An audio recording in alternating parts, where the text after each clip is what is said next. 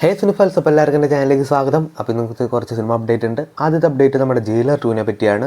സിനിമയിൽ നമ്മുടെ ലാലേട്ടൻ നാളെ വീണ്ടും ജോയിൻ ചെയ്യുന്നതായിരിക്കും. അദ്ദേഹം ഓൾറെഡി ജോയിൻ ചെയ്തതാണ്, പക്ഷേ വീണ്ടും ചെറിയൊരു ബ്രേക്ക് എടുത്ത് നമ്മുടെ വേറെ മൂവീസിൻ്റെ ഷൂട്ടിങ്ങിലേക്ക് ജോയിൻ ചെയ്തായിരുന്നു. അപ്പോൾ അദ്ദേഹം വീണ്ടും നാളെ റീജോയിൻ ചെയ്യുന്നതായിരിക്കും.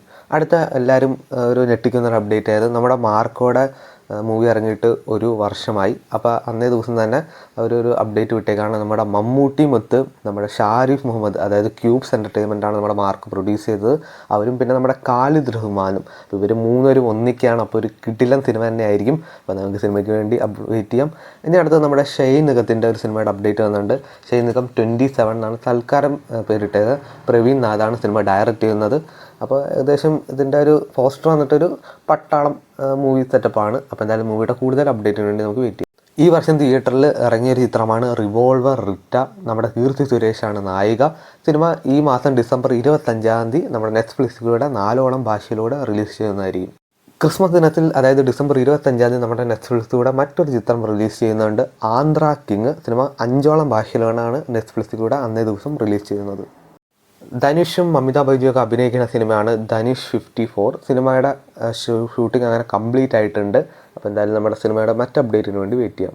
യാഷ് നാഗരമെന്ന അടുത്ത വൻ ഹൈപ്പിൽ വരുന്ന ചിത്രമാണല്ലോ ടോക്സിക്. സിനിമയിൽ നമ്മുടെ അദാനി കൈറ ഒരു വേഷം അവതരിപ്പിക്കുന്നുണ്ട്. നാദിയ എന്നാണ് കഥാപാത്രത്തിൻ്റെ പേര്. അതിൻ്റെ ഫസ്റ്റ് ലുക്ക് പോസ്റ്ററും വന്നിട്ടുണ്ട്.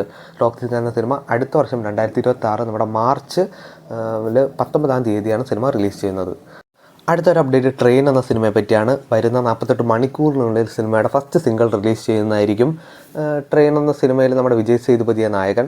ഈ 48 hours എന്ന് അവർ പ്രത്യേകം ഇട്ടുള്ളത്. ട്രെയിൻ എന്ന സിനിമ കുറച്ച് ടൈമിനോട് ഇമ്പോർട്ടൻ്റ് ഉണ്ടാവാൻ ചാൻസ് ഉണ്ട്.